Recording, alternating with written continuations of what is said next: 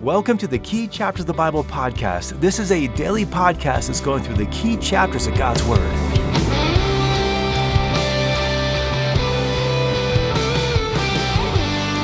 Hello and welcome to another episode of our study in the key chapters of the Bible. Today we're turning to 1 Samuel chapter 31. This is the last chapter in the book of 1 Samuel, and it's also the final chapter in Saul's life. Now this is a heavy chapter, but I think it's got some stuff that's good for us to think about. When I was 18 or 19 years old, I was going to a small group, and our small group leader asked us one of the most memorable and really potentially one of the most life-changing questions that I've ever been asked. He asked us to write down our own obituary. He gave us a few minutes to write it out, kind of like it was in a newspaper, and then we had to read it to everyone in the rest of the group. And so he said our obituary had to include things like how old you want to be when you pass away, what will you have accomplished in your life, maybe who will you be married to, or how many kids will you have, how you've died. And he just wanted us to think through, how do we want to be remembered? What do we want people to say about us when we eventually step into eternity? Well, that little 10-minute exercise was one of the most powerful things I had ever done. In fact, in many ways, I am still following the basic gist of living that I wrote down on that day. And I start with that story because today's passage and yesterday's passage gives us something of an obituary on the life of Saul, really in many ways. The second half of the book of 1 Samuel is really an obituary on the life of Saul. His life is painful. His life is frightening. His life serves as a warning for us in our own lives as well. And so as we go to 1 Samuel 31, not only will we be talking about Saul, but our own lives as well. So as we go now to 1 Samuel chapter 31, just to put this whole passage in context here, Saul is about to fight against the Philistines, and you'll remember from yesterday when we looked at 1 Samuel 28, Saul is just terrified. David seems like he's joining with the Philistines, and he doesn't know what to do. And so he goes and seeks counsel from the witch of Endor, basically going and seeking counsel from a demon. Now he was trying to seek it from Samuel, but still he's completely sinning against the Lord in doing that. And he finds out in that chapter that this is going to be his final day on earth. And so with something of just a bitter heart, he goes in this battle against the Philistines. So verse 1 starts on off, and it's not the most auspicious beginning. The Philistines are fighting against Israel, and the men of Israel have either fled or they're killed. In verse 2, the Philistines overtake Saul and his sons. Tragically, Jonathan and his brothers are killed. And then in verse 3, Saul is hit by an arrow. He knows this is going to be now a serious situation. He's got this serious wound. So he calls upon his armor bearer in verse 4 to finish him off. The armor bearer refuses. And so Saul falls upon his own sword. When the armor bearer sees what's happened to Saul, he falls on his own sword too, and he dies. Then in verse 7, you've got this total disarray of the Israeli fighters. They're just terrified. They flee. They abandon the cities of that region. And it says that the Philistines go on in and begin to occupy them. And so then at the end of this chapter, the Philistines come down and they take Saul's body. They hang his armor in the temple of Asherah, who is the goddess of fertility. And that was probably just a way to thank her for the victory. And they hang Saul's body on the wall. And as this chapter closes, and ultimately as this whole book closes, the men of Jabesh-gilead, they go on out, they get Saul's corpse, they get his son's corpses, they bring him on back, and they burn them. And so that's our passage today. And it's not the most chipper, happy passage. And so that's why I think it's maybe a good exercise for us to think about our own life. And what do we want said about us when we enter into eternity? Saul's obituary would be a record of one squandered opportunity after another, or one act of defiance after another that ends with this ultimate act of defiance where he takes his own life. Now, Saul probably felt justified in taking his own life. After all, it's a bad situation. We'll all admit that. But this is really just one final act of cowardice. You'll remember back in chapter 28:15, or if you don't remember, you can just go ahead and turn there. Saul's with the witch at Endor, and he tells Samuel that the Lord has forsaken him. You can just hear the anguish in his voice, and my heart and my sympathies go out to Saul. I really know what this sounds like because I've heard this in my own voice, in my own pain. What Saul needs to know, that although his situation is really not looking good, and in a sense it is his own doing, it still can change. He is still serving a God of unlimited power and resources, and he needs to trust the Lord. Again, I'll admit the situation looks bleak, and no doubt Saul does feel as though God has forsaken him in this battle. But Saul needs to know, and we need to remember, who moved. It wasn't the Lord who moved. It wasn't the Lord who forsook Saul. It was Saul who forsook the Lord. Saul has been on this slow march away from God all along. He doubted God when he was first called to be king. He was afraid. And then once he becomes king, the power goes to his head and he starts acting like he can do no wrong, and he starts taking matters in his own hands, and he's just further rebelling and sinning against the Lord. And then in chapter 22, he kills the entire priesthood that's stationed in the city of Nob. All along, it wasn't the Lord who forsook Saul. It was Saul who forsook the Lord. But Saul still could repent. Saul still could call upon the Lord. This act of suicide is one final act of anger and defiance against God. In our own life, when it feels like the Lord is distant to us or when he's abandoned us, we need to know that he will never leave us or forsake us. And if it feels like he has, we need to go back and look where we got off the path. Where did we abandon him? Again, let's think about Saul's life. Again, this idea of an obituary here. When he was called to be king, he was afraid. What was that? It was this hyper focus on himself. His fear was really a doubt in God and a doubt in God's presence, a doubt in God's provision.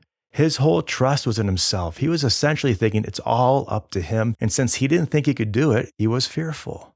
That was really just the initial baby step away from God down this path of despair. Later on in chapter 13, when Saul offered that unholy sacrifice to the Lord, remember the people were leaving, Saul wasn't there, so he just takes matters into his own hands. Again, Saul is fearful of people. He's not trusting God. He really shows that his whole goal wasn't to serve God and establish God's kingdom. It was just really trying to use God to achieve what Saul wanted. He was really just using God as a genie. Lord, give me my 3 wishes, or let me carry you like a rabbit's foot around in my back pocket just so I know that you're with me, that I'm good. I've got this good luck charm. But that's not what it means to serve God. Saul didn't understand this, that God is not our genie who's just here to do what we want. When we are restored to God through the cross of Christ, it's not a restoration so that we can now get God working for us. It's a restoration to repent and return to a place of obedience to him where we're seeking to serve him and glorify him. Saul's rabbit foot religion here is just another step down this path of despair. And think about it, even going back to that one event, in chapter 13, Saul was afraid. In chapter 14, it was his son, Jonathan, who so trusts the Lord that he and his armor bearer go on and take on the entire Philistine army, and the Lord fights for them and they win. So you can see, Jonathan trusted the Lord. Saul was on this path of despair. Likewise, when Saul disobeyed the Lord's command to annihilate the Amalekites, that was Saul putting himself in the seat of judgment on God's ways. Effectively, Saul was saying, Lord, I think you're wrong. I think I can improve upon what you want. And so Saul takes matters into his own hands. And in doing so, he's further walking down this path of despair. Later on in 1 Samuel 16, when Saul was fearful to go out and fight Goliath, again, his whole focus is on himself. He is doubting God. He's forgetting or doubting God's provisions. Deep down, again, he's thinking it's all up to him. So he can't take on Goliath. He's too afraid. And so a shepherd boy has to do the king's work. And even though the Lord saved Israel that day, Saul himself continues down this path of despair.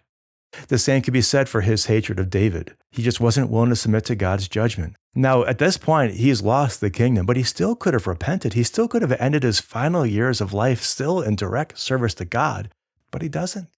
The same could be said for his killing of the priests in chapter 22. Now, he does that out of retaliation to David because they were helping David, but that makes no sense. How much of this was just anger against God because Samuel had told him back in chapter 15 that God had taken the kingdom from him and given it to someone better.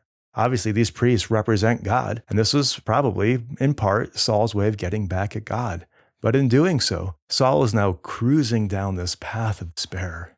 Perhaps this is most clearly seen in yesterday's account when Saul visits the witch at Endor. Again, this is this bizarre account of God's king going to a demonic source for counsel. He's obviously burned for it.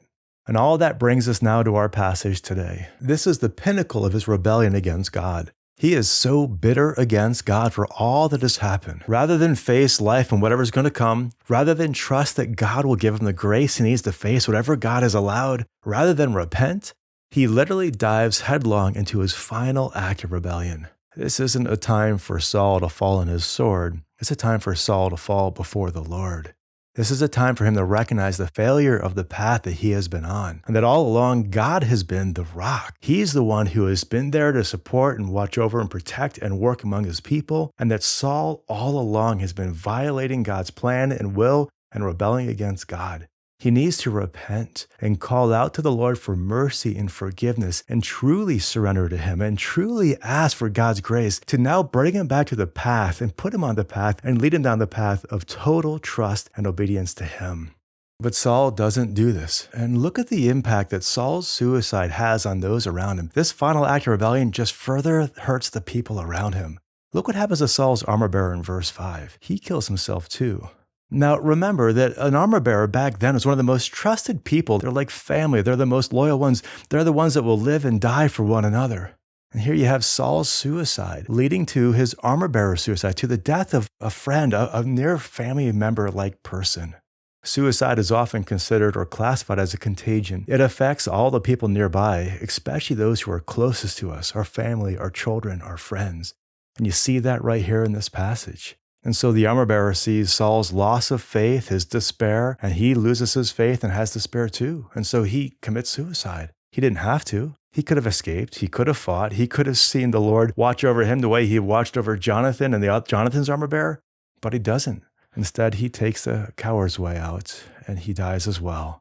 Suicide is an act of selfishness that hurts everyone around us. It is a permanent act for a temporary problem, especially because God's grace is always available to those who call upon Him and seek Him. Think about the grace that Saul saw in other people's lives. He saw God strengthen His own son in the battle against the Philistines. What could the Lord have done with Saul in this situation? It would have been so amazing to see just Saul trust the Lord and the Lord do something incredible. He saw God's grace strengthen a young David as he fought Goliath. Couldn't the Lord do that with Saul too? He saw God's grace bless David in all of his battles and even bless David with the people. The reason that Saul doesn't see God's grace working in his life is because Saul is on this path of rebellion going away from the Lord. Compare Saul's response here in chapter 31 to David in chapter 30. Now, we didn't read this chapter, but chapter 30, verse 6 gives us an account where David responds to another dire, life-threatening situation. In chapter 30, the Amalekites, and these are the very Amalekites that Saul was supposed to have defeated back in chapter 15, and he claimed he did. These Amalekites come into the village where David is staying with he and his family, his soldiers, and they're all there, but David and the men are gone. And the Amalekites ransack the town, and they take all the women, the children, all this stuff. And so when David and his men come back and see what's happened, the other people were so angry at David and so bitter and blaming of him, they sought to kill him. And yet in 1 Samuel 30, verse 6, it says, David strengthened himself in the Lord. Now, it doesn't tell us all that went into that, but I'm sure he prayed. I'm sure he submitted to the Lord. I'm sure he sought God's wisdom in all this. I'm sure he determined to obey God and please God rather than himself or other people. And God honored him, and God rescued him, and God rescued their families as well. And so here we see just recently, so to speak, just a chapter before, David is trusting God in a despairing situation and finds God's grace and help.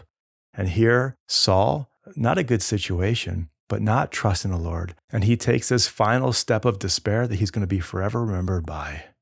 And so as we just kind of wrap up here, again, kind of a heavy chapter, but hopefully one that's encouraging for us to see that we can trust God. We don't have to go down this route. There are reasons why Saul has got to this place, and we can, if we're on that same place, we can repent and find God's grace and help and transformation, and we could be the David back in chapter 30, the David who goes and meets with God, who meets with Him for hours or days, whatever it takes to find God's grace and help and strength and wisdom. And we could be living an entirely different path than the one that we might be on as we repent and get back to God's path.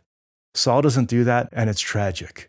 So here's just a final exercise for us to think about. Again, we've gone over Saul's life in detail today.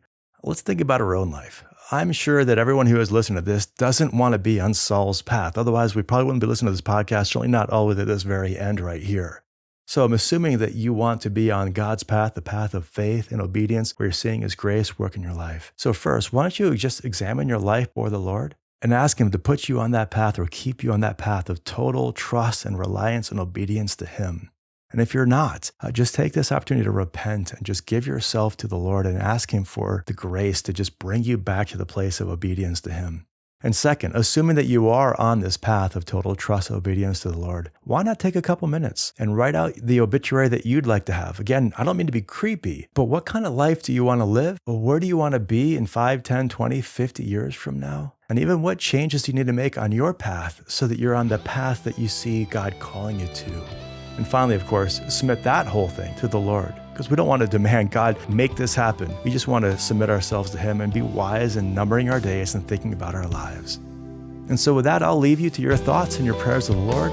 Look forward to catching up with you tomorrow as we go now to 2 Samuel chapter 5, when David becomes king. We'll see you then. Have a great day, and God bless.